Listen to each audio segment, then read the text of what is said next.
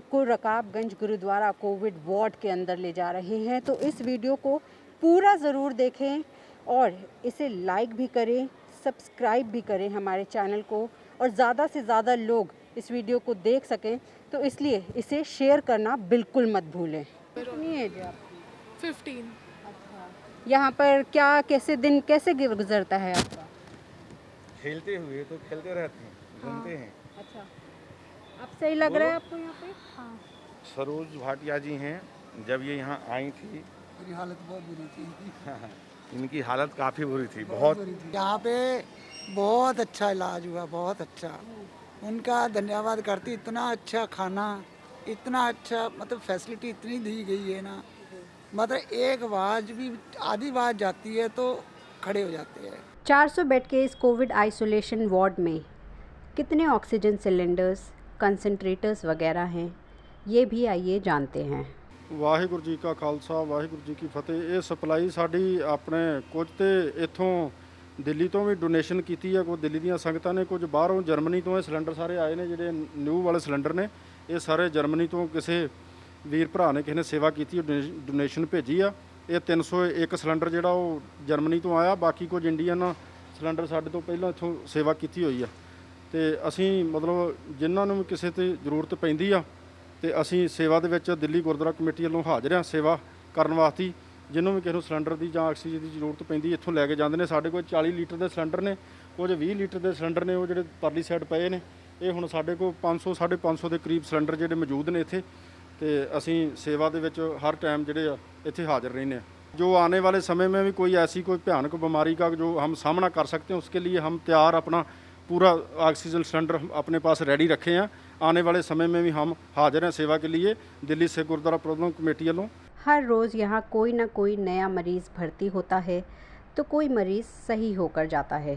ऐसे में हर मरीज़ों के लिए लंच, डिनर, ब्रेकफास्ट किस तरह से यहाँ पर मुहैया कराया जा रहा है, आइए वो भी जानते हैं। ये हमारा सारा स्टाफ है, तो ये यहाँ पैक करके यहाँ से हम लोग 1 बजे के पहले खाना जो है लंच प्रोवाइड करवा देते हैं, और शाम का जो है वो 7 बजे खाना जो है पेशेंट को और जो जितना स्टाफ है उनको प्रोवाइड हो जाता है। फिर हमारे चाय का उसके बाद फिर जैसे दोपहर को कभी ब्रेड पकौड़ा हो गया, कभी सैंडविच हो गया, कभी कुछ हो गया, यानी के हिसाब से जैसे एक मेन्यू के हिसाब से जो है सिस्टम वो चलता रहता है। उसके बाद हमारा जो है रात को एक मीठा होता है खाने में, और उसके बाद लास्ट में जो है दूध है, जिसमें हम लोग हल्दी डाल के, और जो पेशेंट के हिसाब से डॉक्टर बताते हैं कि पेशेंट को ये चीज़ देनी है, वो चीज़ हर यहाँ प्रोवाइड होती है।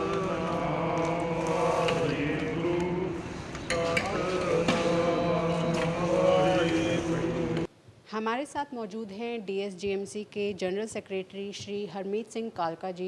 सर, सबसे पहले तो मैं यही जानना चाहूँगी कि जिस तरह से हम देख रहे हैं कि गुरुद्वारे इतनी ज़्यादा मदद कर रहे हैं, कहाँ से आपको इतनी जो है कुछ हेल्प मिली, सरकार से क्या हेल्प मिली, लोगों से कुछ हेल्प मिली, उसके बारे में थोड़ा बताएं। देखिए, ये जिस वक्त एकदम पीक पे ये कोरोना की आई है, उस वक़्त लोगों के इस तरीके से फ़ोन आते थे जैसे लोग एक बच्चा अपने पिता से अपनी मदद मांग रहा हो। इस तरीके से जिस वक़्त उनके फ़ोन आने, रोना फ़ोनों के ऊपर कि हमें हमारे परिवार के लिए किसी की जगह पे बेड दे दिया मिल जाए, कहीं आईसीयू में प्रबंध हो जाए, तो उस वक़्त दिल में बहुत मायूसी सी आ गई कि हम इतने बेबस हो चुके हैं कि सरकारों द्वारा किए जाने वाले काम कोई नहीं कर पा रहा।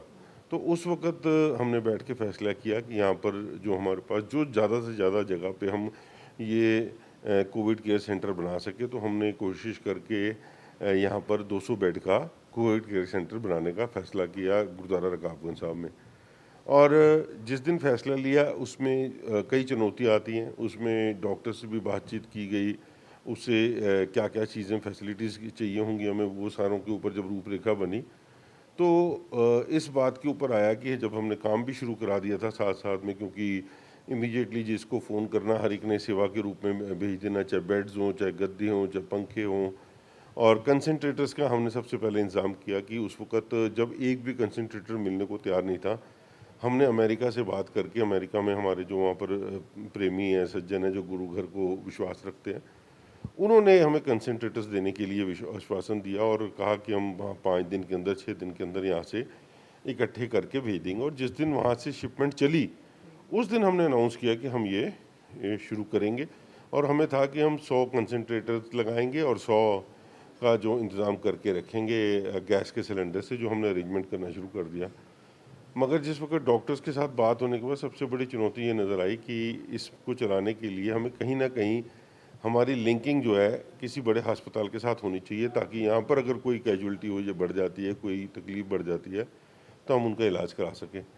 तो तब हमने दिल्ली सरकार को अप्रोच किया कि भाई हम यहाँ पर 200 बेड से 250 तक हम आ चुके थे कि हम 250 का बनाएंगे। और जब दिल्ली सरकार के साथ बात करने के बाद मेरी खुद केजरीवाल साहब से बात हुई और उन्होंने अपनी हेल्थ मिनिस्टर सत्येंद्र जैन जी की ड्यूटी लगाई। और जिस वक्त वो यहाँ पर आए और उन्होंने देखा, तो हमने उस वक्त आपस में डिस्कस करके उन्होंने कहा कि तुम जगह जब ज़्यादा है तो क्यों इसको वेस्ट करते हो।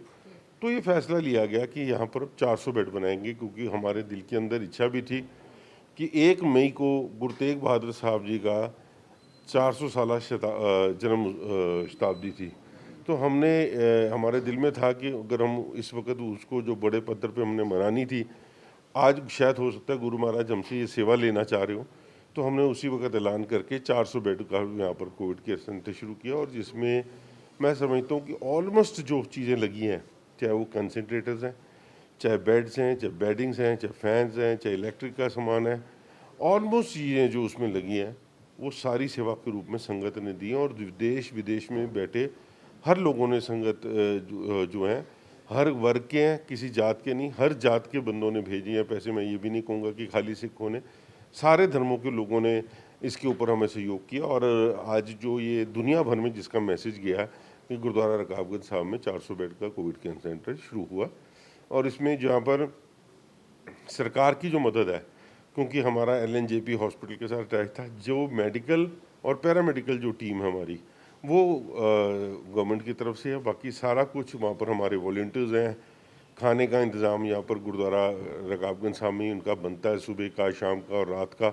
और इसी तरीके से उनको चाय की प्रोविज़न और जो सेवाएं आ रही हैं, ड्राई फ्रूट्स आ रहे हैं, फ्रूट्स आ रहे हैं, नारियल पानी आ रहा है, एक ऐसा माहौल अंदर है कि जो लोग अंदर जाते हैं उनको ऐसे लगे, कमी ना लगे कि हम घर से बाहर बैठे हैं।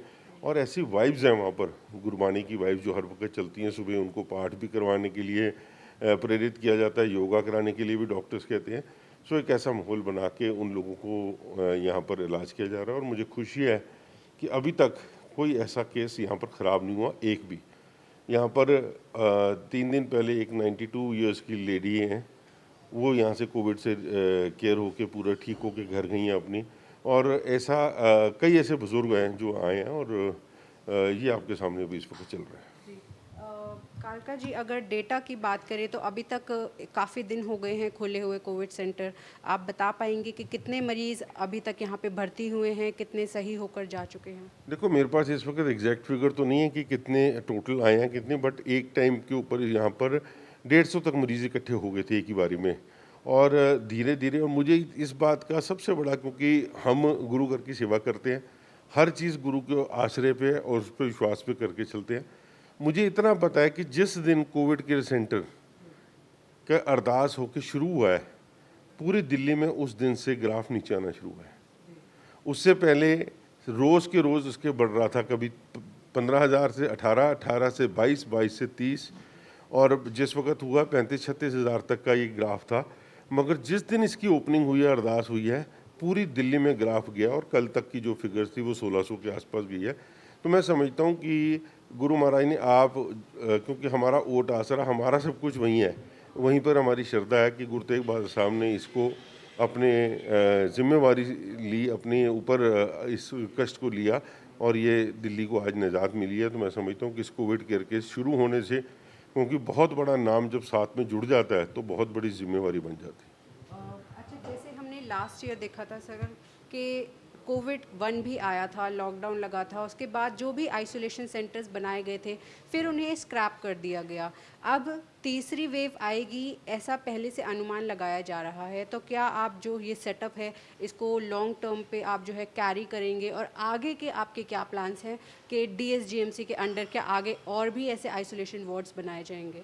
देखो, बहुत बढ़िया आपने क्वेश्चन पूछा, क्योंकि ये जगह एक ऐसी जगह है कि ये सेंट्रली प्लेस जगह है। यहाँ पर हमारे सिख समाज के सारे बड़े धार्मिक प्रोग्राम होते हैं। यहाँ पर जितने भी गुरु घर के गुरुपुरब मनाए जाते हैं या इसी जगह पे मनाए जाते हैं। और ये अगर इस वेव के अंदर सब कुछ ठीक हो जाता है तो इसको यहाँ से हम ज़रूर हटाएंगे, क्योंकि यहाँ से हटाने के बाद, क्योंकि इस यहाँ पर कई लोगों की श्रद्धा ऐसी जुड़ी होती है कि जिन्होंने अपने बच्चों की शादियाँ भी करानी है तो उन्होंने रकाबगंज साहब में करानी होती थी। ये हॉल उस काम के लिए काम आता था, और हमारे पास जगह नहीं थी इस वक्त और इतनी फास्ट काम करने के लिए। हमने साइमल्टेनियसली अपना काम शुरू कर दिया है। गुरुद्वारा बाला साहब हॉस्पिटल जो हमारा बहुत बड़ा हॉस्पिटल है, जो सिर्फ उसमें स्ट्रक्चर खड़ा हुआ है, उसको हमने बनाने का प्लान कर लिया। और जहाँ डायलिसिस सेंटर बना है उसका एक विंग डायलिसिस सेंटर था, उसके अगला विंग जो हमने उसकी शुरुआत करने की प्लानिंग पूरी कर ली है, उसका रोड मैप बन गया है। और मुझे उम्मीद है कि अगली कोविड की जो ये अगर वेव कोई आती है, जिसको प्रिडिक्ट किया जा रहा है कि शायद अगस्त के महीने के बाद शुरू होगी, उससे पहले पहले कम से कम 125 बेड का ये हॉस्पिटल हम तैयार करेंगे। तो आप देख सकते हैं हम सब ने जो है अब प्रिपेयर हो गए हैं हम अंदर जाने के लिए, पीपी किट्स, ग्लव्स, मास्क, सब कुछ। और ये हमारे चैनल पर पहली बार जो है किसी चैनल पर रकाबगंज के कोविड वार्ड के अंदर का जो है नज़ारा आप देख रहे हैं।